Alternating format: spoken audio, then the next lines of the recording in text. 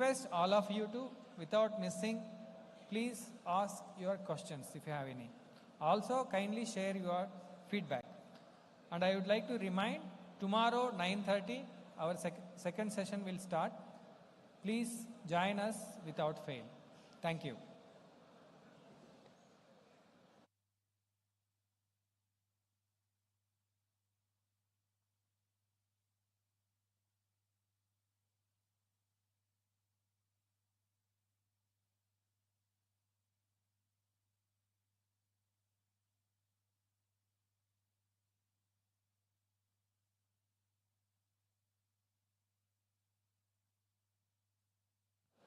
Parama Pujaniya Sarsanghchalak, Manniya Sri Mohan ji is arriving.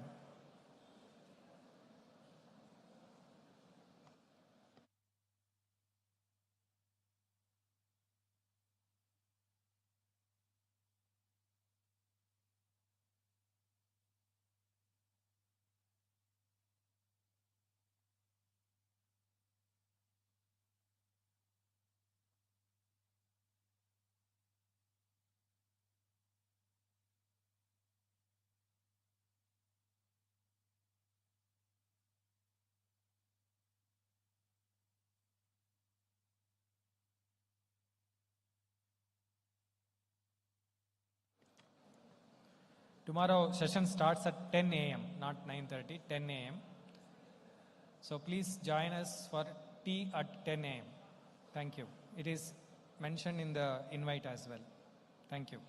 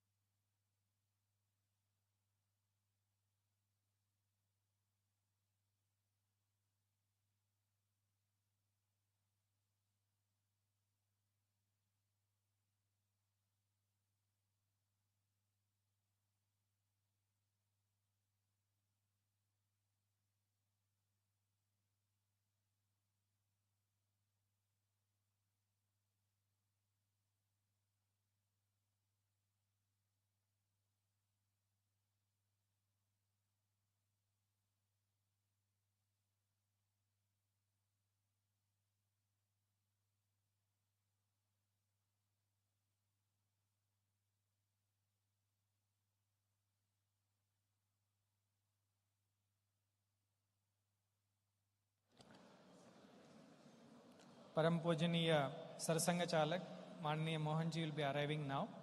We will start the session 2 very soon. I would like to remind, tomorrow morning 10 a.m. we will be having our second day program. Kindly arrive on time. Thank you. So kindly, please be seated. Take your seats. So we'll be continuing our session 2 now. Now I request Parama Pujaniya Sarsanghchalak, Mananiya Sri Mohan ji to address us. Thank you.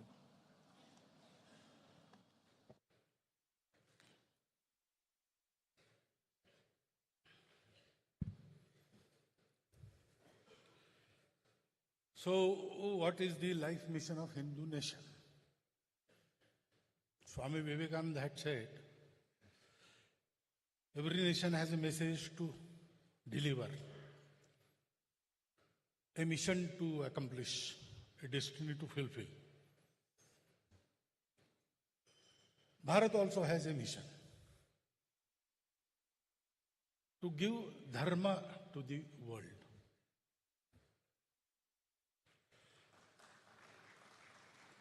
We are described as a dharma prana country. Now, dharma is wrongly translated as religion. Religion is different. Religio means to bind. So religion has do's and don'ts. It is a way to reach the truth or God. And the truth is so vast and magnificent that naturally there are many ways. Ruchinam vaichitriat rujukutil nana pathayutam nranameko gamya vayasitvamasam aranav yuva. According to the different tests of individuals, there are many ways. Easy ways, hard ways, straighter ways, crooked ways. But ultimately, as water falling anywhere on earth will ultimately reach Sagar, the ways reach the same reality. Dharma is something different. Dharma is translated in many ways. One connotation of dharma is the nature of things. I had a textbook when I was studying in 10th class matriculation. General Properties of Matter. I studied in Marathi medium. So the title General Properties of Matter was translated as Samanya Vastu Dharma. Samanya is general, Vastu is matter, and properties is Dharma. So water will flow, that it is Dharma. Fire will burn, that is Dharma. Dharma is also duty, Kartavya. Putra Dharma, Pitru Dharma, Raja Dharma, Praja Dharma. Dharma is also described as a middle path. Extremism is not allowed in Dharma. All extremes are avoided. And there is a middle path. Tathagat himself has described Dharma as Madhyama Marga. Dharma is also sometimes translated as Anushasana, discipline. A particular way of doing the things. Sabba papasya akaranam, kusalasya upasampada, satchitta paryodapanam, ete buddhanusasanam. This is Buddha's Anushasana. Not doing any papa, any evil thing. To lead the life so that you don't disturb others, that is kusalasya upasampada. And all the while, purify your mind, your intellect, your chitta. That is Buddha's Anushasana. That is Buddha Dharma. And Dharma is also that which sustains. Dharanat Dharma ityahu Dharmo dharayate praja. Is it needed? As a Bharatiya, I may say, Bharat has to prosper and Bharat has to give Dharma. But who wants that Dharma? That is the question. And for that, we have to see what today's world scenario is. There is much progress in the world, especially with the advent of science 300 years before. Many amenities have been created by the science. Our knowledge of physical world has increased many folds. We now go beyond solar systems. And we go beyond particles. So both ends, smallest and largest, is within the bounds of our knowledge. Science has project, health has become an easier subject. Everything. People are benefiting from that. But still, problems are there. New problems are coming and old problems remain. Every human endeavor has started to create happiness in the world. Sukha. We run after sukha. We go after happiness. That is the nature of our world, nature of every animate, inanimate thing. But we are running and we don't have that. We have amenities, we have suvidhas. Life has become easy. There are so many aids we have created to make it easier. But the happiness eludes us. There is no satisfaction. There is no santosh. And so, in ancient times, there were wars. Wars continued.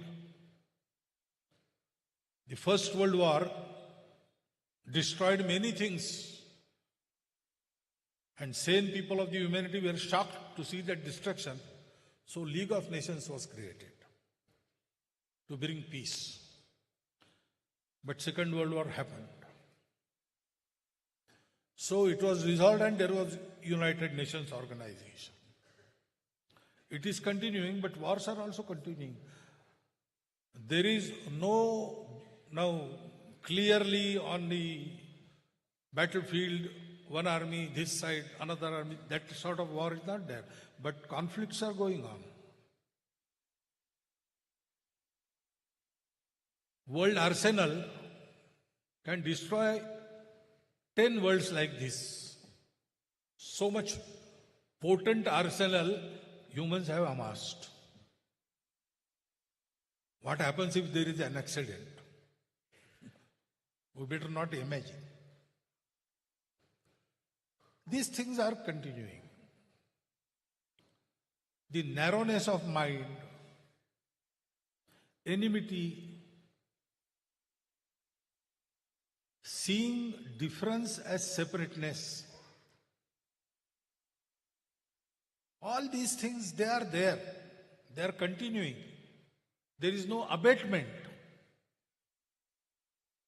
And therefore, people are thinking now, because lots of experiments went in. For last 2000 years, humanity has experimented to bring that happiness. But every experiment had given incomplete result. I will not say they have failed. Every experiment has done something. But it did not come true to the expectations. Results were incomplete. And that is why old problems continue, new problems arise.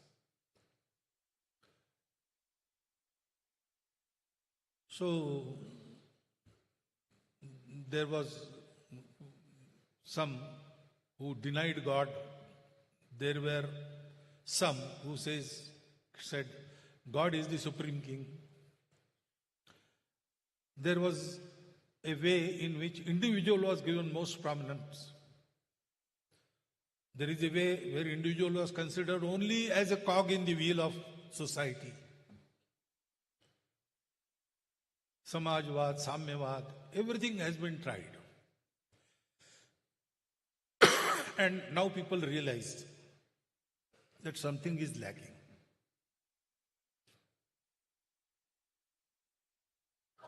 That thing which is lacking, it is the cause of this incompleteness of success of humanity. Now we have complete knowledge of our bodies, our minds, our intellect. But we don't know which connects these three. Body needs some sweet. I will be happy if I eat sweet. But at the same time, I want to eat that sweet with dignity.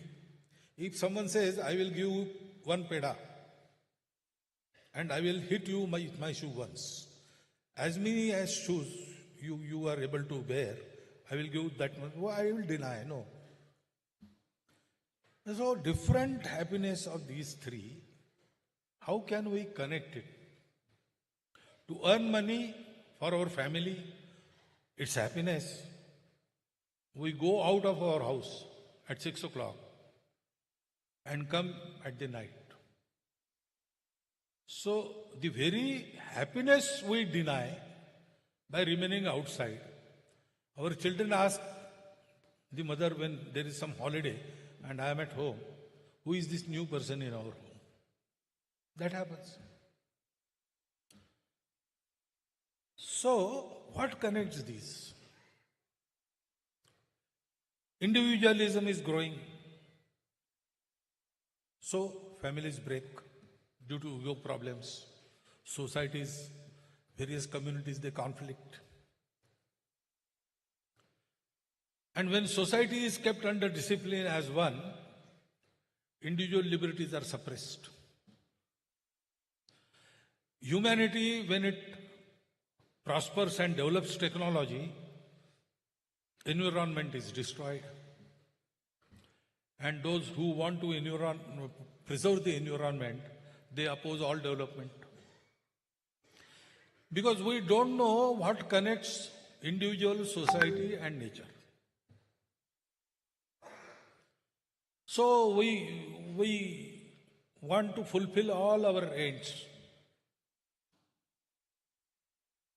Means are limited and ends are endless. That is the first sentence of our economic science. So we earn and earn. But we never learn to be happy. Always mad race is going on about that. So there is this artha, procuring means, and there is kama, fulfillment of desires. But if you want to earn, you have to forego your desires. And if you want to satisfy your desires, you earn less because you spend more. And if you want to have salvation, liberation, mukti, moksha, you have to forego all this. You cannot have all the three things simultaneously because we don't know what thing connects these. It is said that long back, humanity, researching after truth, a section of humanity concluded that whatever I can see, I can feel with my sense organs, that is the only truth. There is no point in going further and searching for truth elsewhere. So they stopped researching and they said this material happiness is the everything. And therefore, materially when we see, we are all different. So, when we are different and ends are endless and means are limited, there is competition. So, those who are fit, they will win, they will survive. There is struggle for existence. There is survival of the fit.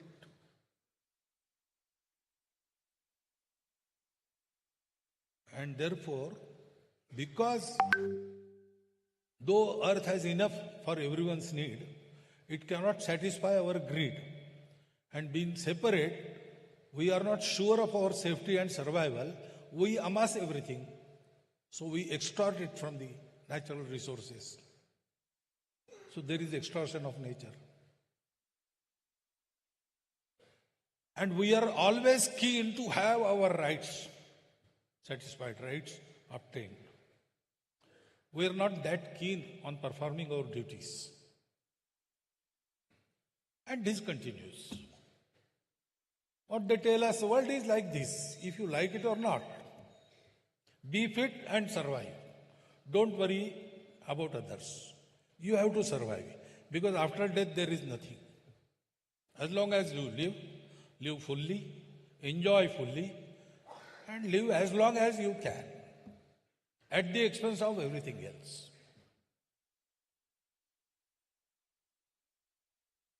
When before 350 years, this change came into human society. There was a film, The 11th Hour, and various scientists from very many countries and heads of the administration, etc., spoke in that. That film was about nature, climate change. And they unanimously expressed one view. As long as we didn't have means to exploit nature, we lived with nature.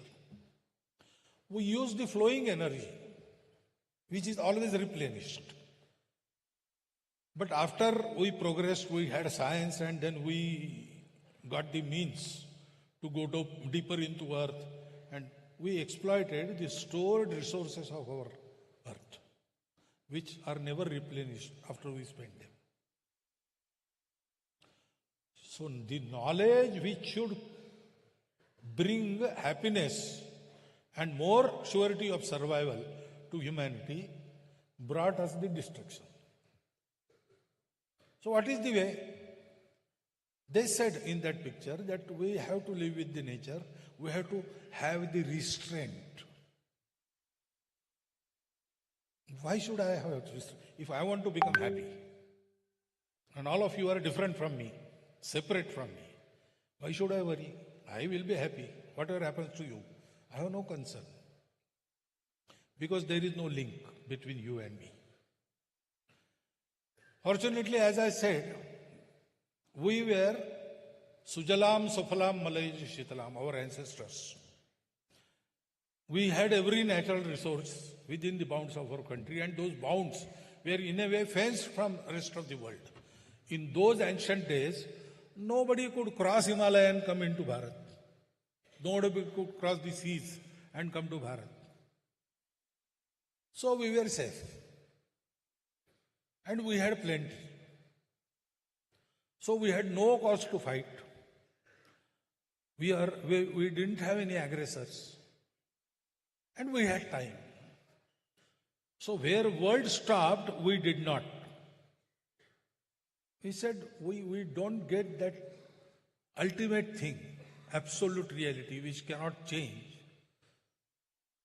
by seeing outside. We have to see inside. And we started seeing inside. And after many tapas, we found that thing, which is inside everything in the creation, animate, inanimate. That we call Atman. Whole universe is pervaded by the same Atman. Science also says consciousness. That consciousness pervades everything. Consciousness is not local, it is universal. And everything started with a pre-existing universal consciousness. Science is talking of it now. There is a branch of science, noetic science, that researches about that. But our people had, in the very ancient past, our rishis, our munis, they had this realization. By reaching that truth, then we lack nothing. There is permanent satisfaction. Everything we want, we can have. We don't have to quarrel. There is satisfaction. And this thing, that principle, that reality is all pervading. Actually, everything comes out of it and goes back into it. So everything that appears changing, impermanent and different from each other is actually manifestation of the same indestructible, Shashvat we call it, permanent, absolute reality. So to be happy, we have to have sakshatkar, realization of that reality. And therefore, we have to have restraint in our life. We have to have the attitude of giving back, attitude of sacrifice, tyaga. All these things are necessary. That is the way to live. And then, if everything is mine, because everything has come out of the same thing, which is in everything, that is Atman. You and me are the same, we appear different. That is a question of seeing. As long as we see each other as different. You had your coffee in the interval or your alpahar in the interval, I had mine. Because you had coffee, that doesn't mean that I need not take coffee. I want to have my separate coffee. But in our household, some sweets are made and children come and they finish all the sweets. There is nothing left for the mother. Mother says, okay, you have eaten to your full, I am fulfilled. I don't want. My stomach is already full. How that happens? That is this realization of oneness in its simplest, crudest form. That oneness connects everything. It connects our sharira, mana, buddhi in form of Atma. It connects individuals, society, srishti, that is nature, in form of parameshti or parabrahm, whatever you call. And it connects our artha, kama and moksha in form of dharma. Dharma is the balance. We have to have balance. Dharma is for everybody and everything. All. We say maximum good of maximum people. Or Bharat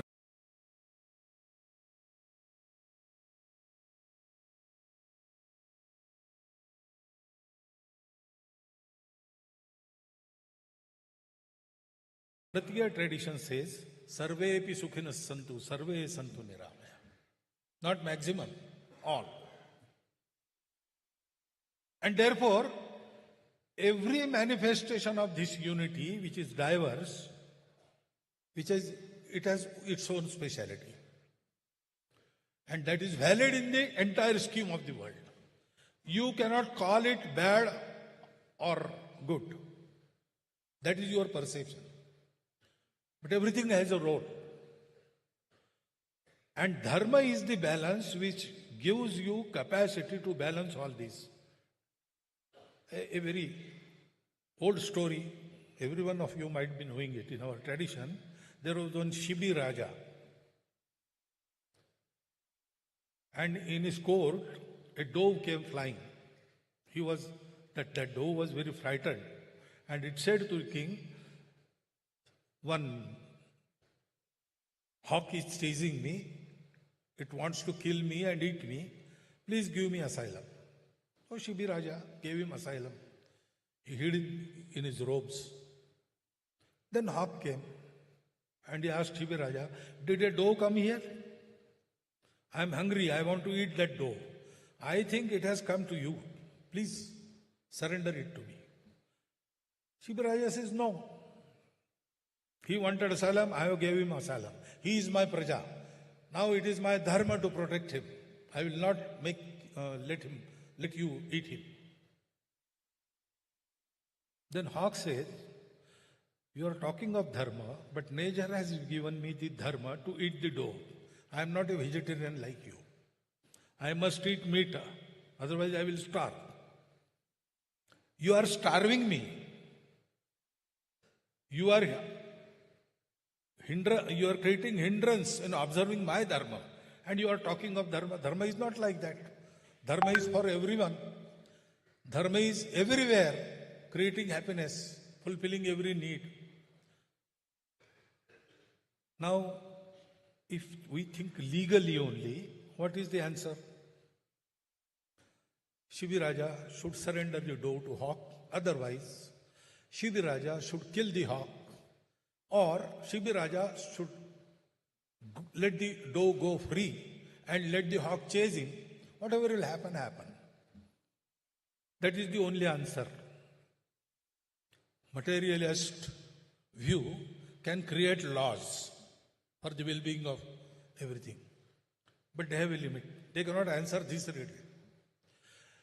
Shiviraja invokes dharma and he says, you are right. It is your dharma to eat meat.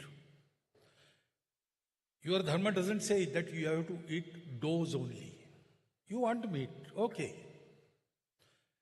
Dove has to save his life. It will be allowed. You want to eat meat. I will allow you to eat meat. You take my meat of the same weight and satisfy your hunger. Your dharma will be protected. Dove's life, it will be saved. And my dharma to protect the dove, that also will prevail. That is dharma. That is balance. And for the balance to be restored, human beings,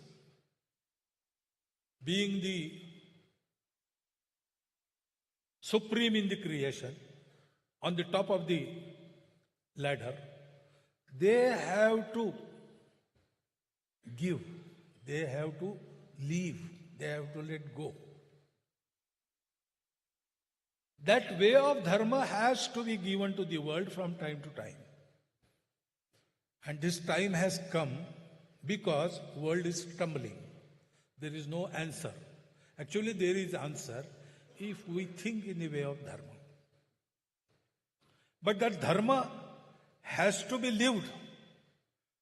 And a prosperous nation should be created on the basis of dharma way. Then we can, because we are told to do this, and our way was also defined.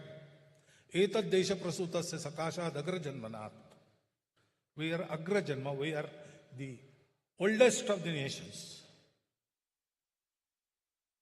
And therefore, those who are born of this nation, swam charitram shiksheran prathivyam sarva manava. To educate the humanity not by preaching, by your practice. Leading by example, leading from within. Our ancestors once upon a time did this. They went from all over the world, from Mexico to Siberia. They went on foot. They went in small dinghies, crossed the seas, crossed the mountains. Anywhere they went, they did not suppress anyone. They did not plunder. They did not convert. They befriended every nation. They gave the knowledge they had. And if there was something to learn, they learned it from that. Ano bhadra karto yantu vishwatam. That time has come again. Bharat has to rise. Bharat has to establish itself as a dharma nation. And then freely, nations all over the world, they will see us in their own way. They will define their own swadharma. They will create the prosperity for their own nation. And all the nations together will contribute for the betterment of humanity, betterment of the universe. That has to happen.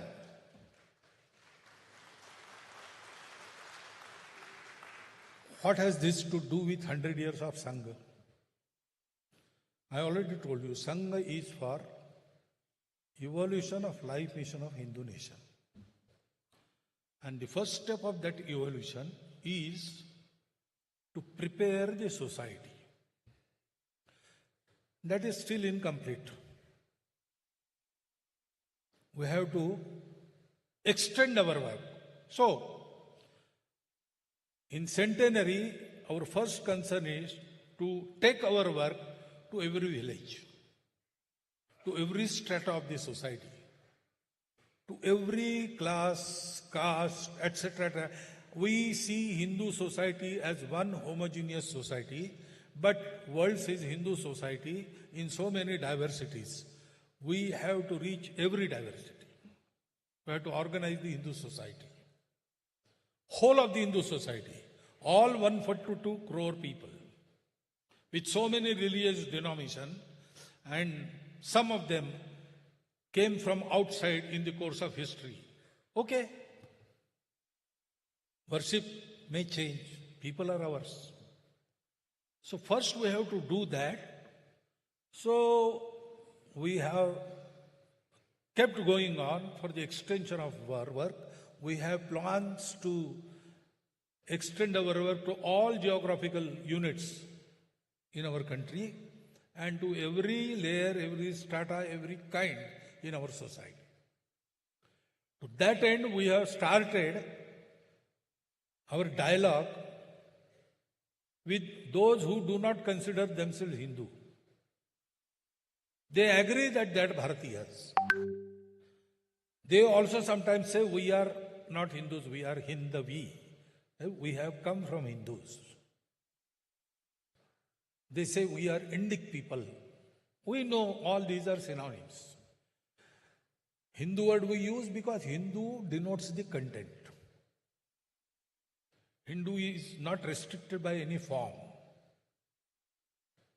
So it can be applied to everybody who accepts all the diversities, respects all the diversities. So first thing we have to do is to take our work everywhere. Create these organizations, create individuals who will walk this talk. Because ideals are not enough. Ideals are like stars, which we can never reach. But we can plot our chart according to them. That is a saying. But when we go to plot our chart according to ideals, we see the hard way they had to negotiate. And then we say it is better not to cross that path. When we have someone like us, someone of our own level, doing that, we say, okay, that is a noble thing, and if he can do it, I will also do it. We have enough ideals, ample ideals. There is no dearth. But we have to have examples who are within us. The Nayak Rabindranath Thakur described.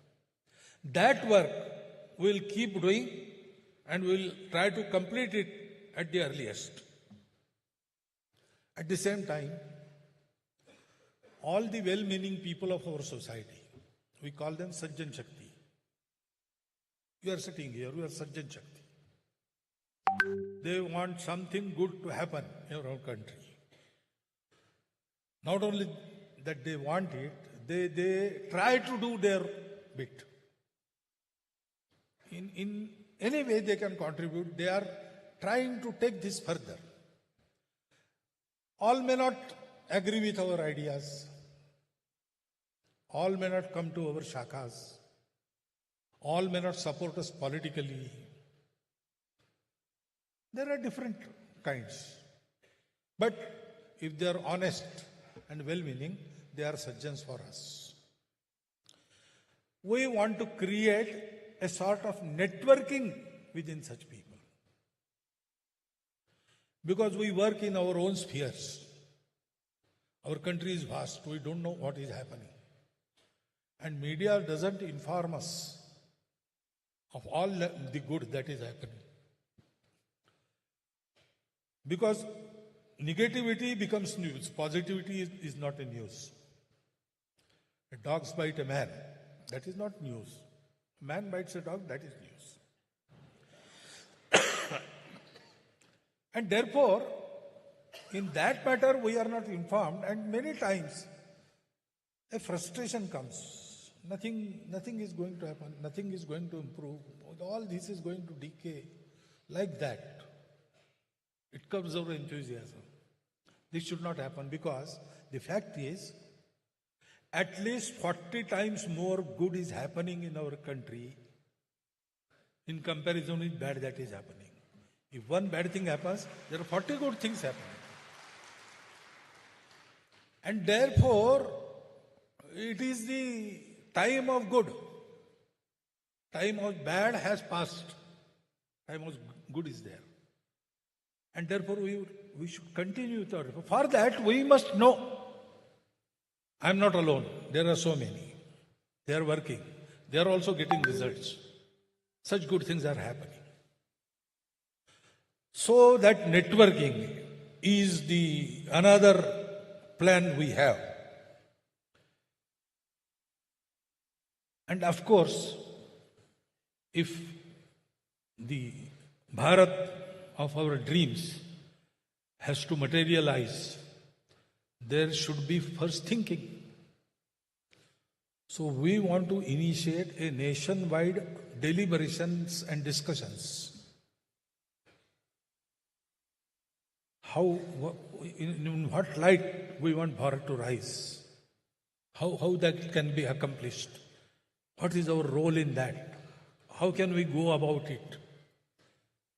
From individual efforts to national policies, everywhere, this thinking has to be there. A long-term planning has to be there.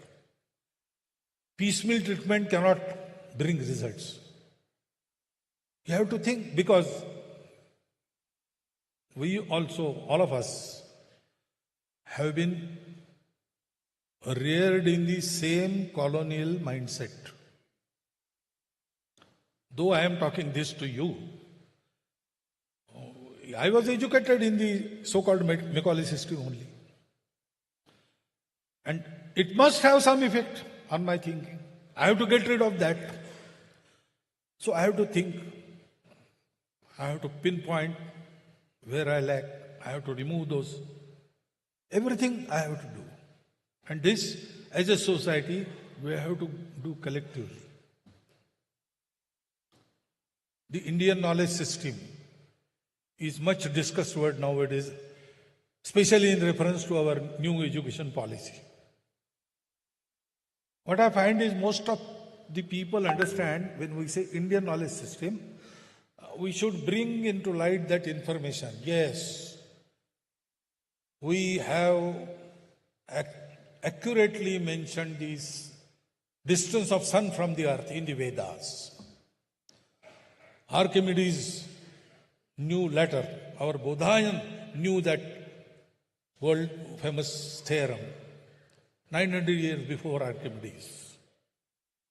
But not only that, our knowledge, tradition have many things that are applicable today even.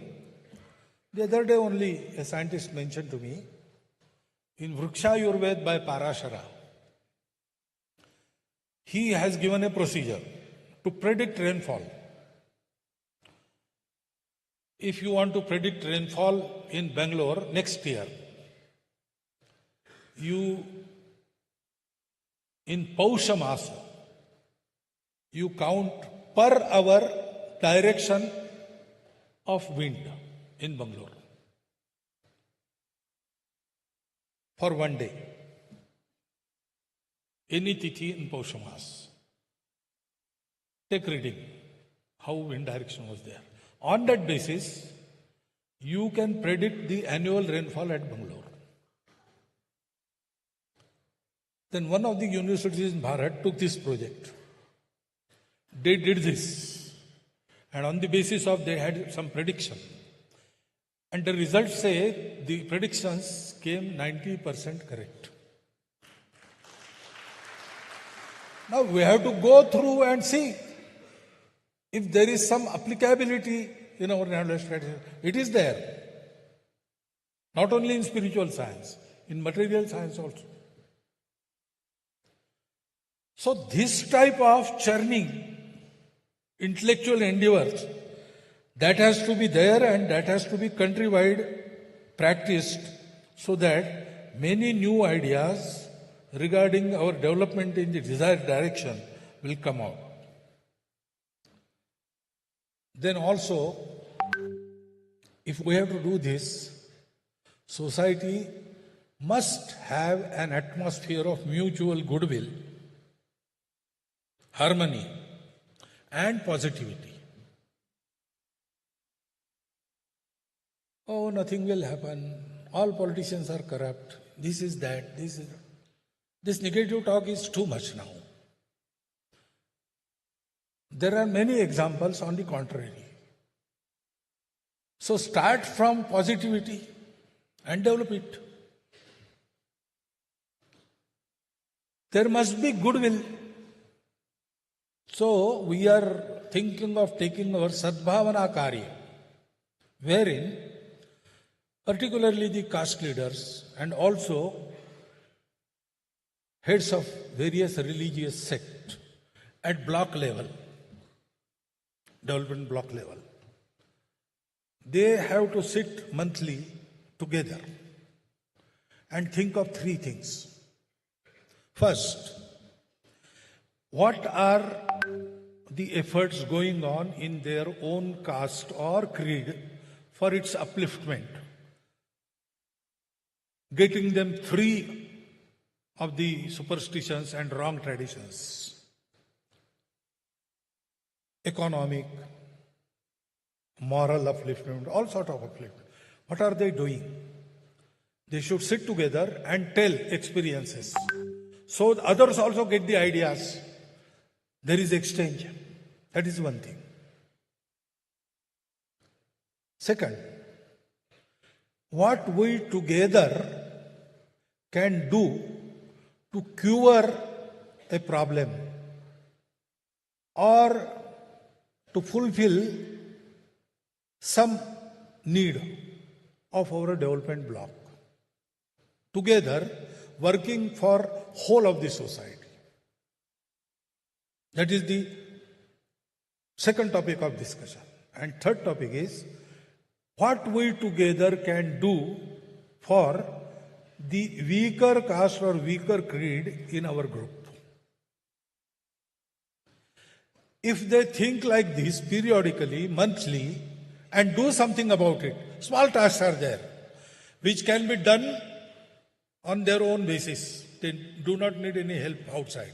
Whatever they can do with their own resources, they should do. They should resolve it and they should fulfill it together within coming month.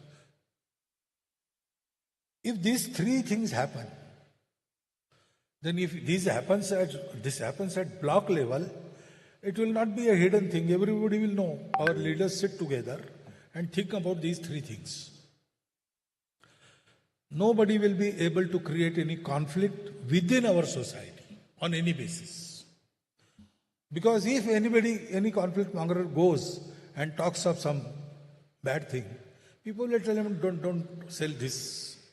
Sell these goods to us. We know our leaders, they sit together, they think of they think of us, they think of everybody, and they strive for the poor also.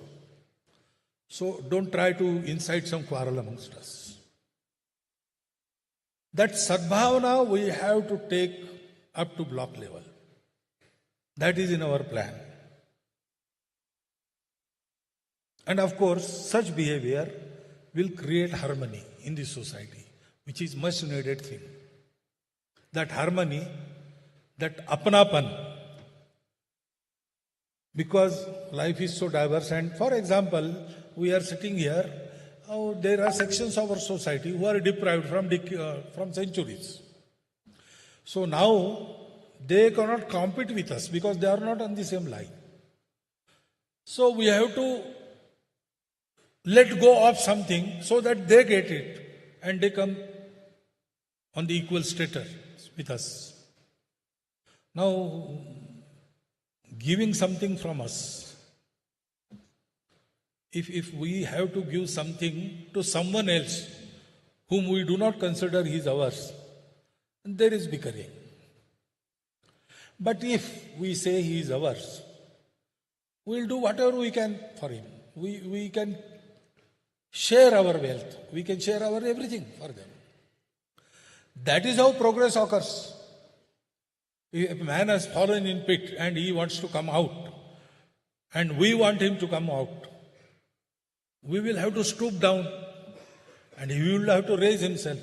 So together we can take him out of pit and he will walk with us. But that stooping down hurts the ego. And curing of ego is not possible. Only love can do that. That love, that is harmony. that harmony is created by this sadbhavana. And the impetus to bring sadbhavana, to carry on the efforts, comes out of positivity. So these things we have to do. We have to take it to the block level. And I mentioned that we have to continue with the dialogue because, unfortunately, there was no such separateness in Bharat before British tried to do it. Islam came with aggressors, okay, that happened. But aggressors went back. And the Muslims here were Bharatiya Muslims. They also considered themselves Bharatiya Muslims. So, sort of harmonization, assimilation, it caught hold and it progressed. But in the reign of Aurangzeb, he tried to reverse this process. But then eventually he failed. And again that process started. And in 1857, Muslims and rest of the Hindus, they fought with British together. To consolidate that unity, Bahadur Shah Zafar issued a farman banning cow slaughter. All these things happened. Rama Janmabhoomi did not remain a debate. Hindus of Ayodhya and Muslims, they came together and they resolved that Ram Mandir should be constructed. We will give it to the Hindus. Seeing that, British were alarmed. They say that these very appearing, very different people and always quarreling with each other, but if a foreigner comes in them, they unite till they oust us. So we have to do something about it. And then they recognized all the fault lines in our society and tried to widen all the gaps and did some permanent things so that this bickering should go on. Now we are independent, but those reminiscences of those times, they play a very bad role. Remnants of those differences, they are playing havoc. We have to sit together, talk and dispose of it then. Yes, what happened, happened. Okay. Now we have to start a new chapter. We are one people, we are one nation, we are Hindu nation. Okay, you don't like the word Hindu. We are Bharatiya nation, we are Indic nation. Say something, but the essence is as a nation, as Sanskriti, as a Samaj. I should not say nation, I should say Rashtra, because nation compulsorily involves state. Our Rashtra concept is not state, it is Sanskriti. So in Bharat, in our history, there were many kings and one nation, one Rashtra. We were independent, we were Rashtra. We were slaves, still we were that Rashtra. Hindu Rashtra continues. Conditions change. We are that Rashtra. Only difference is our worship. That is allowed in our Rashtra. All these understandings should dawn on the minds, on those minds who, for say 2 centuries, have been raised in the separateness of the things, deliberately, to cut them out from us. If they forget this, then division occurs. Hindu bhava ko jab jab bhule, आई विपद महान, भाई टूटे, धरती खोई, मिटे धर्म संस्थान. Why divisions occur in Bharat? Why divisions occurred? There are many reasons, temporary reasons, we can discuss in any way we want, but one common factor was there. Either there was lessening of Hindu population or lessening of Hindu bhava. There are Muslims with Hindu bhava because Muslim is a worship. This is our national identity. We have to educate these sections also. To that end, we have taken up the dialogues. We have to expand them. We have to take this message to every individual. That is another thing we see about. Then actually, on the basis of dharma, how do you propose to conduct the day-to-day affairs of a nation? We have to create small models. How a village development can occur on the dharma concept? How do you propose to provide for health of every individual through dharma concept? All these are the things we have to answer. And for that, we have to create models. We have already started this work. And we have considerably had some progress in that. But we have to take it further. And we have to innovate in many new ways.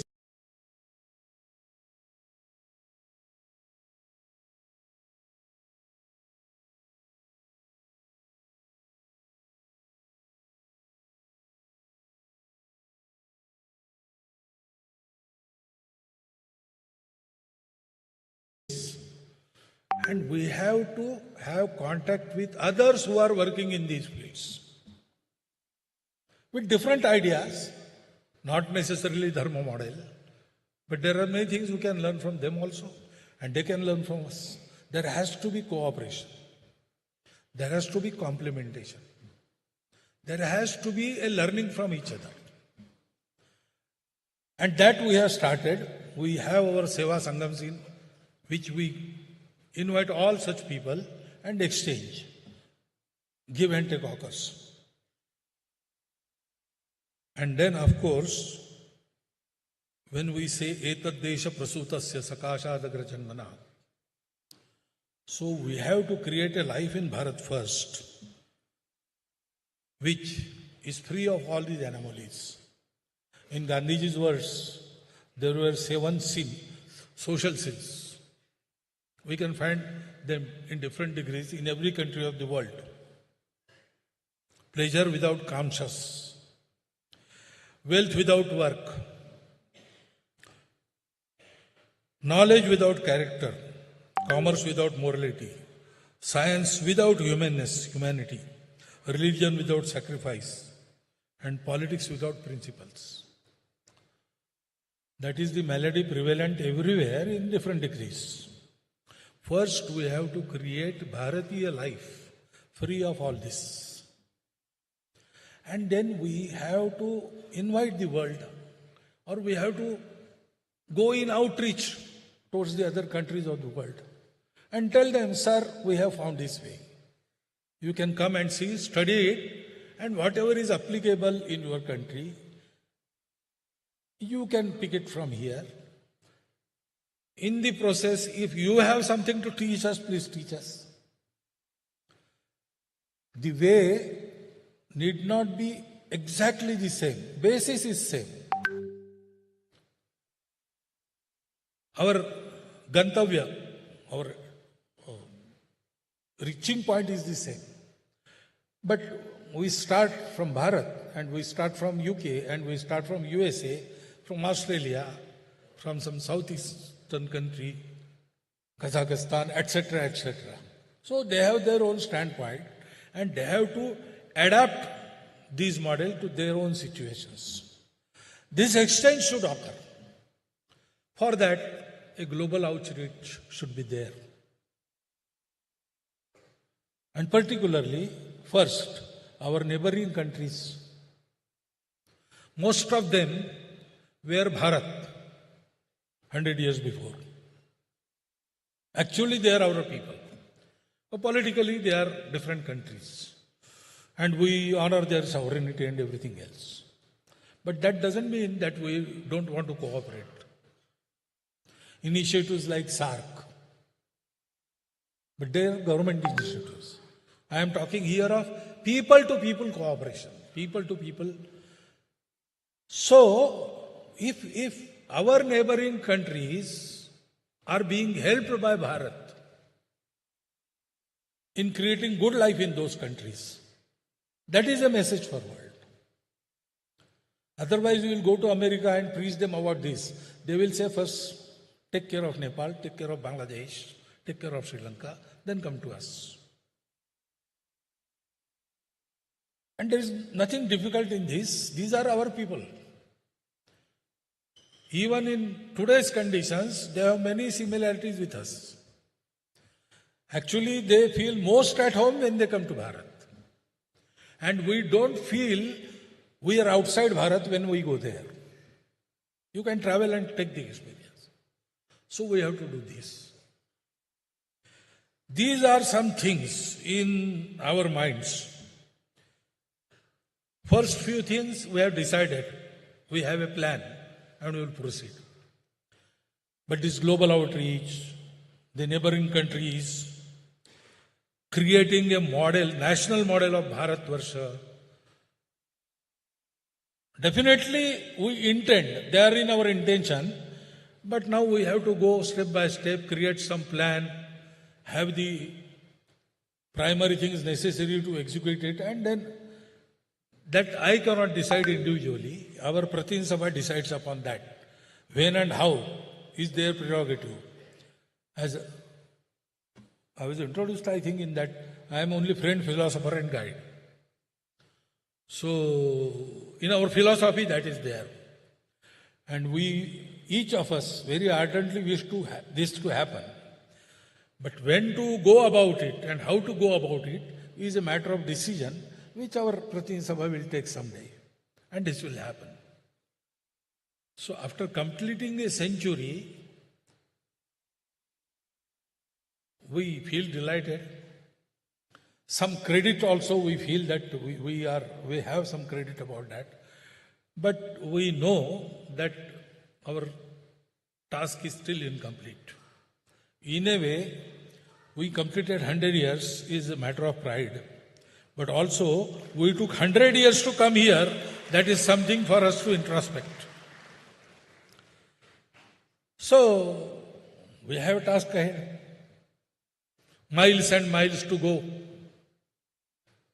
So we are at it, and we expect that after hearing this, you will, in your own capacity, if you can directly cooperate with us. Indirectly, you can help us. Or no, you are doing something else which is very good. You want to continue with that, okay, that is also helping us. If you do any good deed, good for the society, good for the humanity, you are part of our work. Now, Sangha doesn't expect you to wear uniform, except everybody. And it is impossible. 142 crore of people in single uniform at single place is impossible. We will create centers, we will create individuals. They will be the focal points. But an atmosphere of dedication for the nation, an atmosphere to work for the good of the humanity, an atmosphere to keep oneself moored to the values we have got in our inheritance. That is what we desire. And to have that atmosphere, certain expense is necessary, we have to go about it. But as I said, Sangha is neither opposition nor reaction, not a temporary thing. Sangha, because it is evolution of life mission of Hindu nation, and life mission of Hindu nation is Vasudhaiva Kutumbakam, Sangha wants to prepare the society, prepare the nation to be organized and with benevolence act for the humanity is normal state of any nation, any society.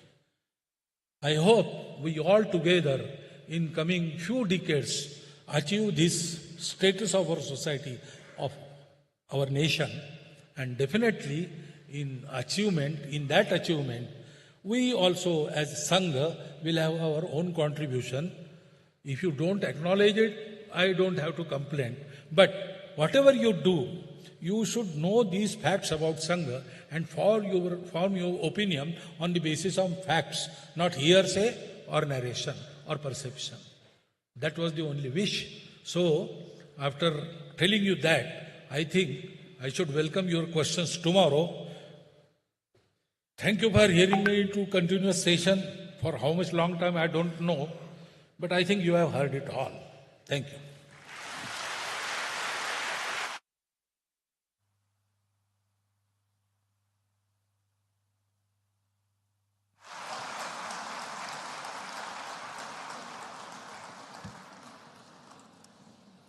Before the Rashtragan, just 2 instructions. Appreciate your time for coming today. Similarly, tomorrow also we'll be having sessions starting from 10, followed by lunch at 12:30. Kindly be available on time. Please don't forget to send your feedback as it is displayed here. The moment you type in your mobile or in any place, www.rss100years.org, this website will be opened. When you go down, there is a button, questions, feedback, like that. When you click on questions,